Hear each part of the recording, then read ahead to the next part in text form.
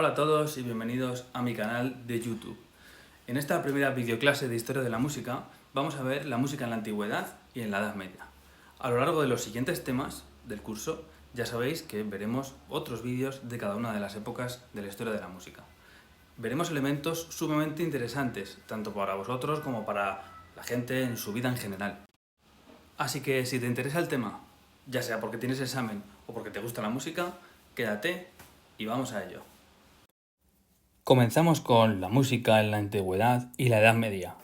Lo primero que debéis saber es que este vídeo es el más largo seguramente de todos los que veamos este año, al igual que el tema, que también es un tema complejo y bastante largo, ya que abarca una cantidad considerable de tiempo. El origen de la música es inherente al origen del ser humano. Es lógico pensar que en el momento en que el ser humano entrechoca dos piedras de una forma rítmica, pues ya está haciendo música.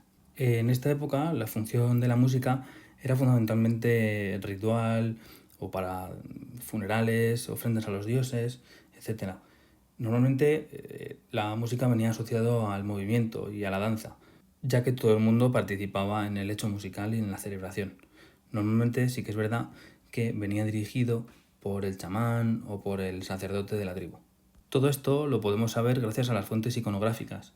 Las fuentes iconográficas son aquellos hallazgos que nos dan información acerca de cómo se hacía la música en este caso, como por ejemplo pues, las pinturas rupestres o los instrumentos prehistóricos que se han encontrado. La cosa va evolucionando y llegamos a Egipto. Aquí la música siempre va a estar dedicada a los dioses y sobre todo al faraón. Eran los templos donde se hacía la mayor parte de la música. Son la primera sociedad en establecer una jerarquía sonora o un orden de los sonidos, que como podéis ver en la imagen utilizaban una escala pentatónica de 5 sonidos. Y como tenían una especie de escritura musical pero era un poco complicada y un poco arcaica, utilizaban lo que se denomina quironimia.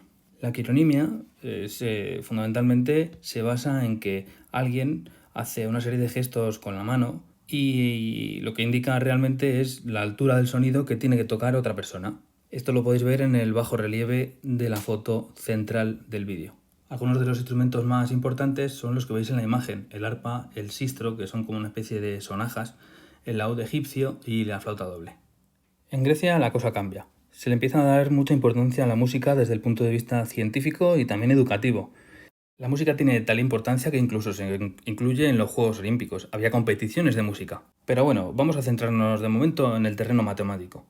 En este sentido, Pitágoras, el matemático, sí, el del teorema, es el responsable de que hoy conozcamos los 12 sonidos de la escala cromática. Vamos, los 12 sonidos que usamos habitualmente para hacer canciones.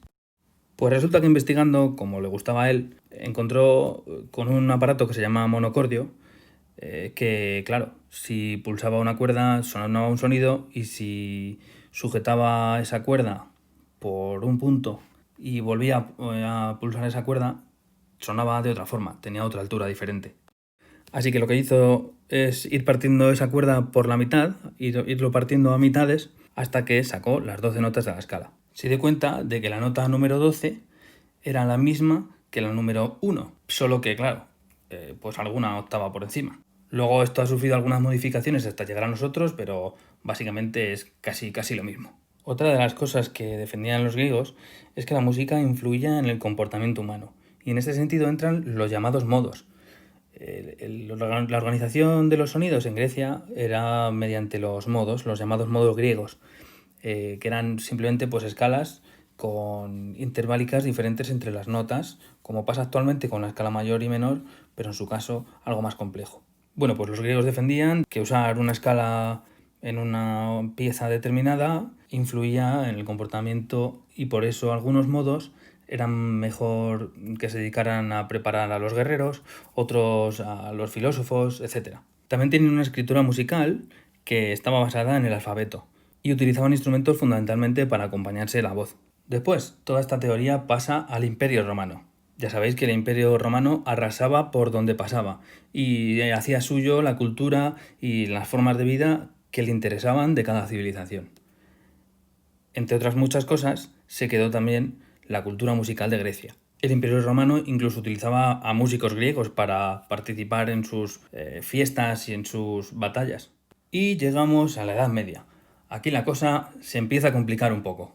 Decimos que la Edad Media comienza en el año 476 después de Cristo, justo con la caída del Imperio Romano. Al igual que también decimos que se acaba en el siglo XV coincidiendo con el descubrimiento de América. Pues bien, en estos casi 1000 años la música sufre una evolución bestial a nivel estético y también a nivel técnico. En esta etapa de la historia de la música vamos a diferenciar dos tipos de música: la música religiosa y la música profana, o lo que es lo mismo, la música no religiosa. Debemos tener en cuenta que en esta época la religión, el cristianismo en este caso, tenía mucho poder y era el que apoderaba la sabiduría y la información. Así que en la música occidental, la música europea, que es la que estamos estudiando, el poder religioso tenía bastante influencia y bastante importancia. Empezamos con la música religiosa. Cuando cae el Imperio Romano, en el 476 después de Cristo, como hemos dicho, el Imperio Romano ya está cristianizado. La religión principal del imperio ya es el cristianismo. Lo que ocurre es que como el Imperio Romano era tan grande, cada región tenía su tipo de canto para la liturgia, para la misa.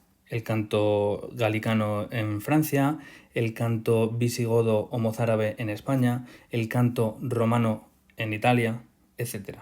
Pues bien, en este sentido llega uno de los personajes más importantes de toda la historia de la música, y eso que no era músico, el Papa Gregorio Magno.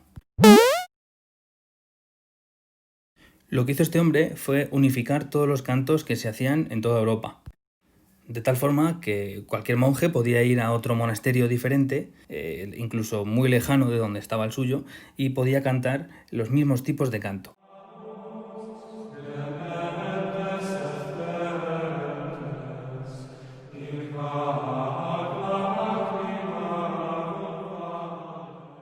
Las características fundamentales del canto gregoriano eran que se cantaban en latín, que estaban destinados a la liturgia, es decir, que tenía una función religiosa, se cantaba a capela, por lo tanto no había ningún acompañamiento instrumental, solo podían cantar los hombres y tenía una textura monódica. ¿Qué quiere decir esto de monódica o monofonía, que también se dice? Mono, uno, fonía, sonido, un solo sonido, es decir, que aunque cantaran muchos, solamente había una melodía. Otro de los personajes de los que tenemos que hablar es de Guido de Arezzo. A este monje italiano le debemos, entre otras cosas, el nombre de las notas.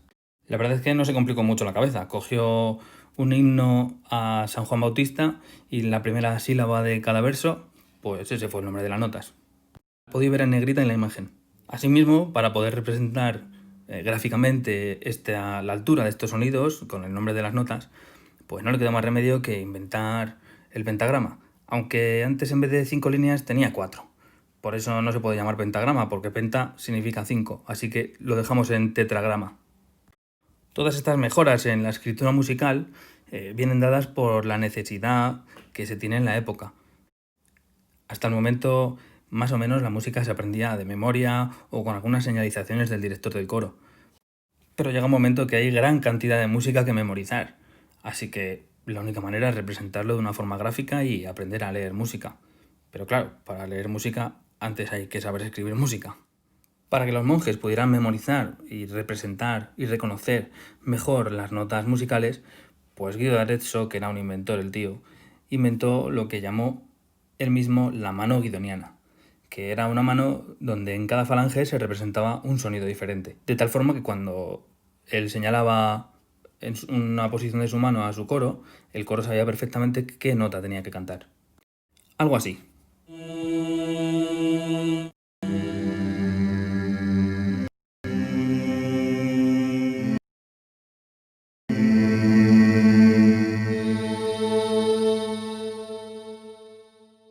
Vamos ahora con la música profana.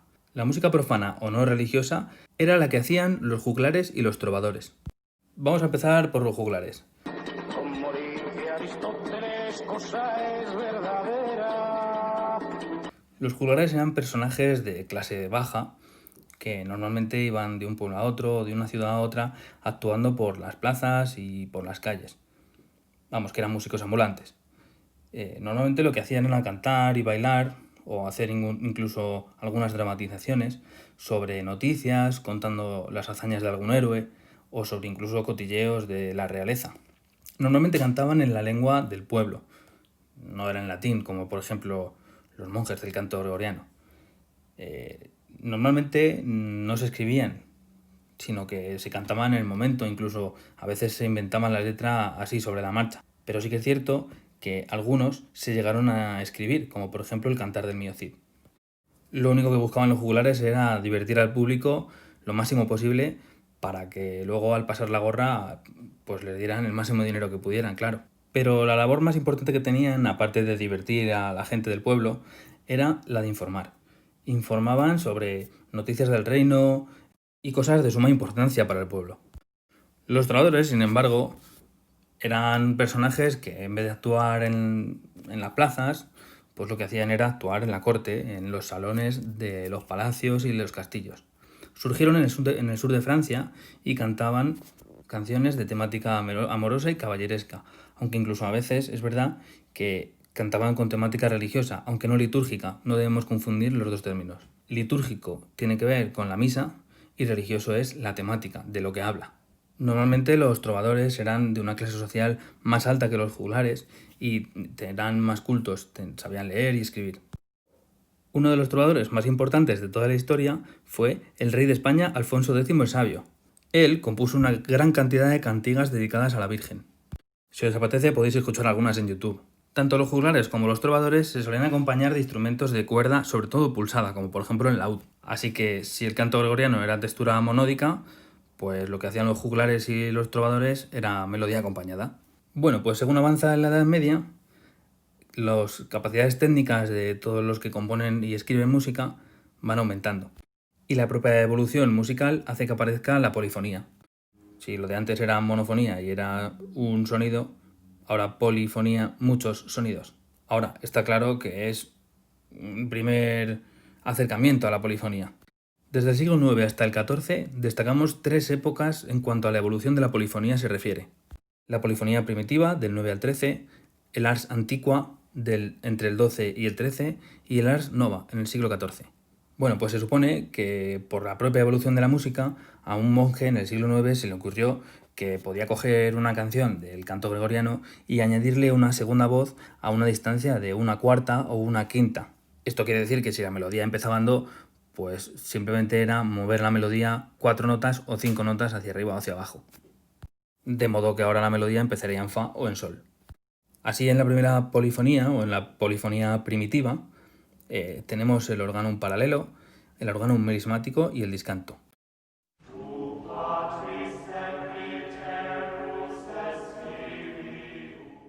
Cada uno seguía una técnica de composición diferente. Pero lo que tenían en común es que las dos voces tenían el mismo ritmo exactamente. Así que si en esta época jugaban con las alturas del sonido, en el ars antiqua juegan con las alturas del sonido y también empiezan a meter algo de cambio de ritmo, entre las diferentes voces, claro. De esta técnica son maestros los compositores de la escuela de Notre Dame, como fueron Léonin y Perotin. Y la forma musical más famosa de esta época, en cuanto a polifonía se refiere, es el motete, que incluso ha llegado desde esta época hasta el siglo XIX, casi nada. Finalmente, en el ars nova se empiezan a utilizar las polifonías en formas profanas y aparecen formas profanas nuevas como la chanson, la balada, etc. Algunos compositores importantes del ars nova son Guillaume de Machaut y Philippe de Vitry.